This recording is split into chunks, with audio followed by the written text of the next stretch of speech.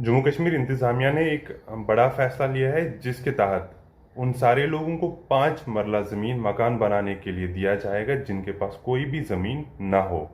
और ये ज़मीन हासिल करने के लिए सबसे बुनियादी रिक्वायरमेंट जो है वो डोमिसाइल रहेगी। लेकिन उसके साथ साथ कुछ और भी रिक्वायरमेंट्स हैं जो एक शख्स फुलफिल करना चाहे ताकि उसको इस स्कीम का फ़ायदा मिल सके। स्कीम इस कदर है कि एक तो प्रधानमंत्री आवास योजना के तहत जो भी लोग आ रहे हैं जिनके पास ज़मीन नहीं है उन सबको मिलेगी, और जो लोग स्टेट लैंड पे रह रहे हैं, जो लोग फॉरेस्ट लैंड में रह रहे हैं, जो लोग रखस या फार्मस में रह रहे हैं, या जिन लोगों के पास कस्टोडियन लैंड है, या दाशीगाम पार्क के आसपास जो लोग जिनको सरकार ने ज़मीन फराहम की है उसमें रह रहे हैं, इन सबको ये ज़मीन हासिल होगी। ये 5 मरला ज़मीन अलॉट करने की अथॉरिटी डिप्टी कमिश्नर्स को दी गई है।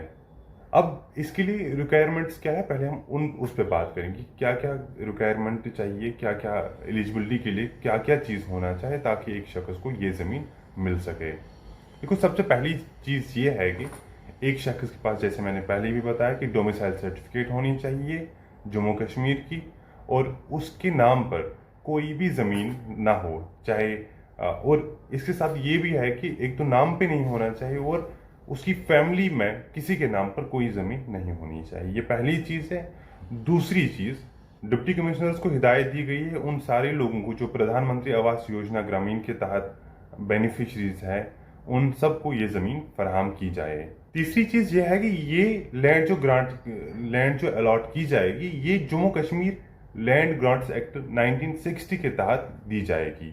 इसके मुताबिक जब हमारी लैंड अलॉट होगी उस वक्त एक बंदे को जो एलिजिबल होगा उसको 100 रुपये फी भरना पड़ेगा, एक टोकन अमाउंट भरना पड़ेगा, this is one time token amount, और उसके बाद हर साल एक मरले को के एक मरले के एवज 1 रुपया भरना पड़ेगा।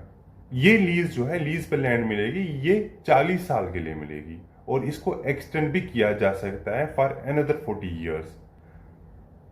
उसके लिए जो फॉर्मेलिटीज़ है, कोडल फॉर्मेलिटीज़ नॉर्मल्स है, अगर वो शख्स उन सारी चीज़ों को फुलफिल करता तो उस सूरत में उसकी लीज जो है एक्सटेंड भी की जाएगी। इन सारे केसेस को वेरीफाई करने के लिए असिस्टेंट कमिश्नर डेवलपमेंट को हिदायत दी गई है कि वो सारे केसेस, जो भी केसेस आते हैं इस प्रकार के, उनको वेरीफाई करके और एक इंडेंट प्रिपेयर करके डिप्टी कमिश्नर को दिया जाए ताकि वो उनको प्रोसेस करके फिर अलॉटमेंट का प्रोसेस स्टार्ट करेंगे।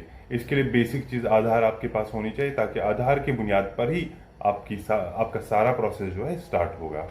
जब डिप्टी कमिश्नर के पास ये इंडेंट चला जाएगा उसके बाद कंसर्न तहसीलदार को ये केस हैंड ओवर करेंगे वेरिफिकेशन के लिए, और चेक किया जाएगा कि कहीं पर इस शख्स या इसके किसी फैमिली मेंबर के नाम पर कहीं कोई लैंड दर्ज तो नहीं है। अगर वो केस रहा तो उस सूरत में लैंड अलॉटमेंट पॉसिबल नहीं है।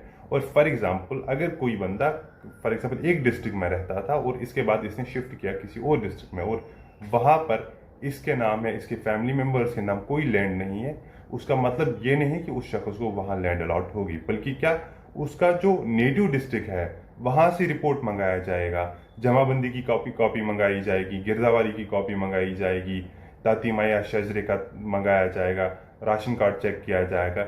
इन सब डॉक्यूमेंट्स को चेक करने के बाद अगर ये पाया गया कि ना उस डिस्ट्रिक्ट में जिसमें ये रहता था या जिसका ये नेटिव है, ना उस डिस्ट्रिक्ट में इसके नाम पर कोई लैंड अलॉटेड है या दर्ज है, ना जिस डिस्ट्रिक्ट में प्रेजेंटली रह रहा है, जिस एरिया में प्रेजेंटली रह रहा है वहाँ पर भी कोई लैंड अलॉटेड नहीं, तो उस सूरत में इसकी फाइल को प्रोसेस किया जाएगा।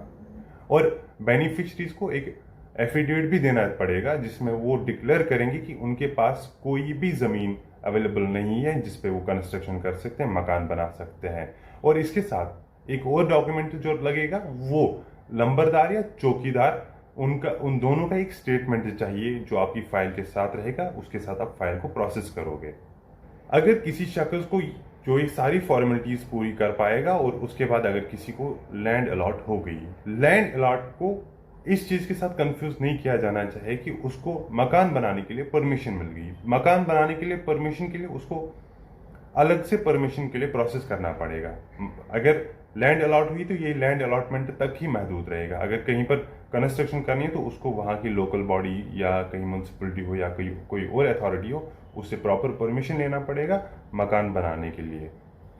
और जिस किसी शख्स को भी ये लैंड अलॉट की जाएगी उसके 3 महीने के अंदर अंदर उसको कंस्ट्रक्शन, मकान की कंस्ट्रक्शन को शुरू करना है। अगर वो 3 महीने के अंदर अंदर कंस्ट्रक्शन कर नहीं पाया, स्टार्ट नहीं कर पाया, तो उस सूरत में भी ये लीज जो है कैंसिल हो जाएगी और सरकार इस जमीन पे वापस अपना कब्जा ले लेगी। सरकार ने एक अहम फैसला तो ले ही लिया है, एक अहम डिसीजन ले ही लिया है, लेकिन इस डिसीजन के बाद जम्मू कश्मीर में कई सारी सियासी जमातों ने गवर्नर इंतजामिया को निशाना बनाया और इस डिसीजन को बड़े पैमाने पर इसकी तनकीद की गई। और उनका मानना है कि ये डिसीजन इसीलिए लिया गया है कि कुछ खास लोगों को फ़ायदा पहुंचाने की एक पहल है। ताहम गवर्नर इंतजामिया ने उन सारे इल्ज़ामात को रद्द करते हुए ये कहा कि ये डिसीजन इसीलिए लिया गया है कि ताकि जम्मू कश्मीर में कोई भी बेघर ना रहे, हर किसी शख्स के पास अपना घर हो, अपनी रहने की जगह हो। Thank you for watching this. अगले वीडियो में मिलेंगे और कोई नई इन्फॉर्मेशन लेके आपके सामने फिर हाजिर होंगे। अल्लाह हाफिज़।